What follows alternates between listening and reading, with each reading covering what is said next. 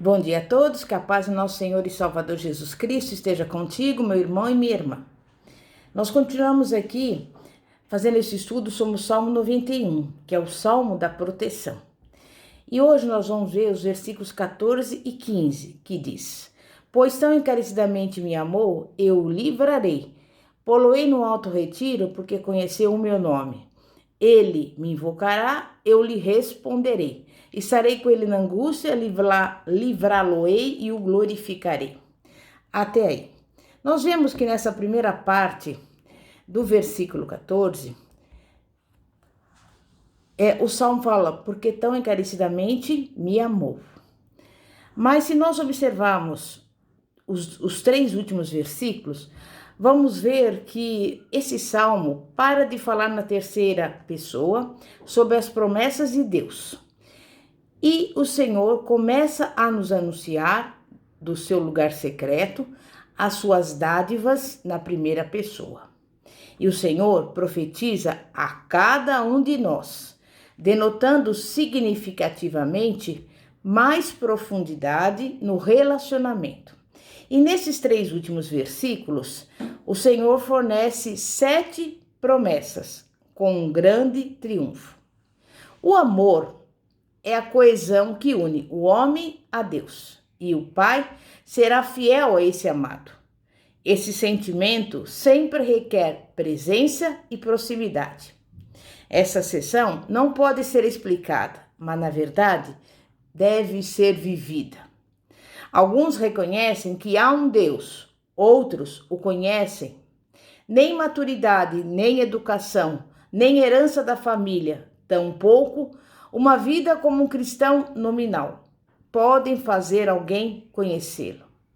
Apenas um encontro com o Senhor e tempo gasto com Ele irá fazer a pessoa tomar posse das promessas nesses versículos em estudo. Então nós precisamos perguntar a nós mesmos: eu realmente amo o Senhor? Jesus perguntou isso a Pedro, o qual era um discípulo próximo. Simão, Pedro, filho de Jonas, ama-me? Você consegue imaginar como Pedro deve ter se sentido quando Jesus o questionou 3 vezes? Simão, filho de Jonas, amas-me? Mesmo assim, é necessário que nos questionemos, porque essas promessas foram feitas somente para aqueles que genuinamente colocaram seu amor no Senhor. Veremos que essas 7 dádivas são reservadas àqueles que retribuem o amor do Senhor. Lembre-se do que Jesus disse em João 14:15, que diz assim: Se me amardes, guardareis os meus mandamentos. E a nossa obediência é um sinal extremamente seguro e revelador, o qual nos mostra que realmente amamos o Senhor. E eu pergunto, você ama o Senhor? Se a resposta for afirmativa, então tais promessas são para você. Nós vemos que a palavra de Deus diz que Deus é o nosso Salvador. A dádiva do livramento é a primeira das 7 promessas feitas para aqueles que amam a Deus. Tome posse dessa palavra agora. Deus quer nos livrar de todo o mal conhecido pela humanidade. Essa proteção não para aí só porque podemos estar em solo estrangeiro, por exemplo, sozinhos, em uma missão perigosa, ou mesmo no meio de uma batalha difícil. A libertação é abrangente, acontece interna e extremamente em verdade está ao nosso redor. Tu és o lugar que me escondo, tu me preservas da angústia, tu me cinges de alegres cantos de livramento. É o que está no Salmo 32:7. Depois fala que eu estou no alto retiro. Estar seguro no alto retiro é a segunda promessa para aqueles que amam o Senhor e o conhecem pelo nome. É o meu nome, diz Deus, que está em seus lábios quando está com problemas e você tem corrido para mim. Ele tem me chamado com fé, portanto, eu irei colocá-lo no alto retiro. Em Efésios 1, versículos 20 e 21, e também no 2:6 está escrito: que manifestou Cristo em Cristo, ressuscitando-o dos mortos e pondo-o à sua direita nos céus, acima de todo principado e poder, e potestade, e domínio, e de todo nome que se nomeia, não só nesse século, mas também no vindouro. E nos ressuscitou juntamente com ele, e nos fez assentar nos lugares celestiais em Cristo Jesus. É interessante ver que Deus nos puxa até onde Ele está.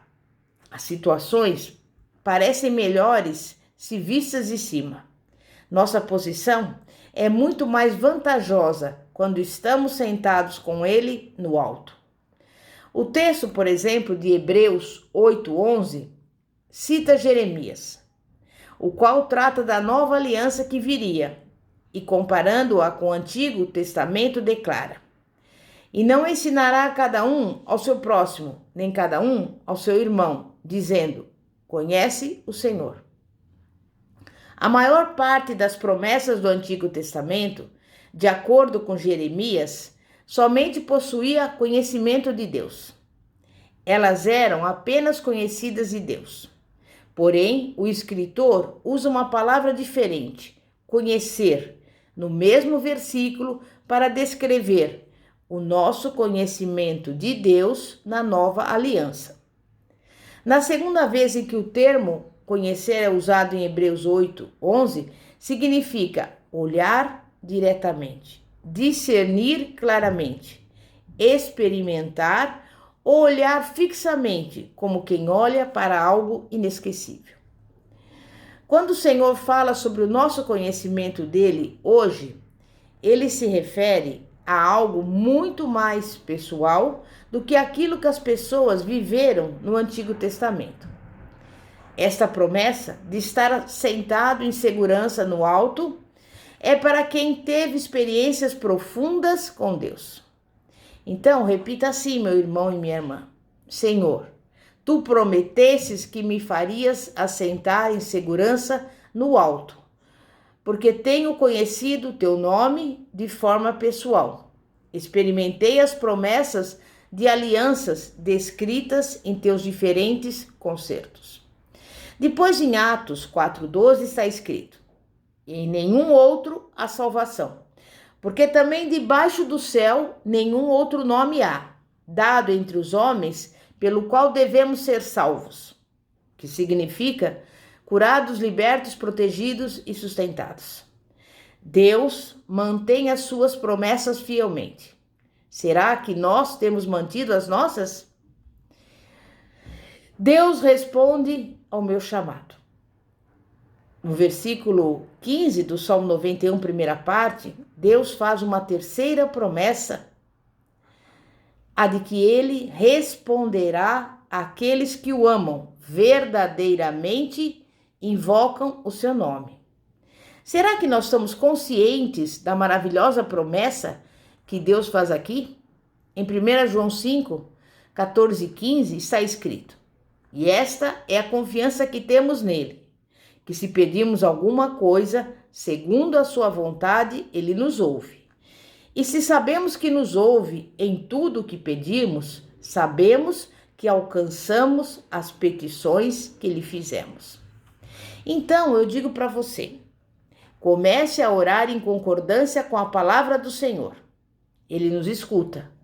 Essa promessa deve nos manter continuamente buscando a sua palavra para compreender a sua vontade e as suas bênçãos e saber como orar mais efetivamente. Por mais importante que sejam as orações individuais, nada se compara a uma nação orando com fé. Na Guerra do Pacífico, por exemplo, o prefeito LaGuardia convocou toda a cidade de Nova York para interceder quando os soldados enviaram sua última mensagem de rádio no dia 22 de outubro de 1942. Após 24 dias de suspense, foram resgatados de seu pesadelo no Oceano Pacífico e todos aqueles homens se tornaram fortes testemunhas do poder de Deus. Então veja que sinais maravilhosos ocorreram por causa das intercessões feitas pelas massas.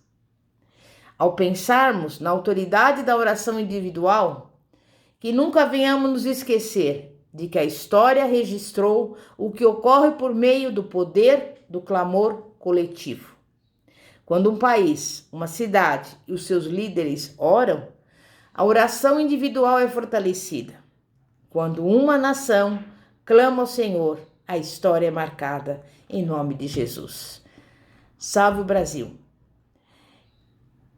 Que o Senhor Jesus seja o Senhor dessa nação, em nome de Jesus. Glória a Deus. Vamos orar e clamar a Deus, a você que tem estado aqui conosco, ouvindo essas mensagens. E nós vamos pedir, exatamente como está escrito aí no Salmo 91, no versículo 15, que quando nós orarmos, o Senhor nos responde e que Ele vai responder ao seu clamor, ao seu pedido, em nome de Jesus. Santíssimo Deus e poderoso Pai, Pai do nosso Senhor e Salvador Jesus Cristo, nós sabemos, meu Pai, que sem Ti nada podemos fazer, mas contigo nós somos mais do que vencedores. E nesse dia de hoje nós estamos aqui clamando, pedindo ao Senhor pela nossa vida, pela nossa casa, pela nossa família, por tudo aquilo que nos pertence, inclusive pela nossa nação.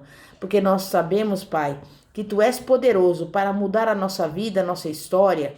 E eu quero lhe pedir que o Senhor vá ao encontro daqueles que estão doentes, que o Senhor vá ao encontro nas CTIs, nas UTIs, no leito de enfermidade, colocando sobre cada pessoa, Pai, a gota do Teu sangue e aquela seiva para curar, para operar o milagre. Que o Senhor vá ao encontro dos lares, das famílias, repreendendo toda briga, toda contenda, toda divisão, mas colocando em cada lar o amor, a paz que excede todo entendimento.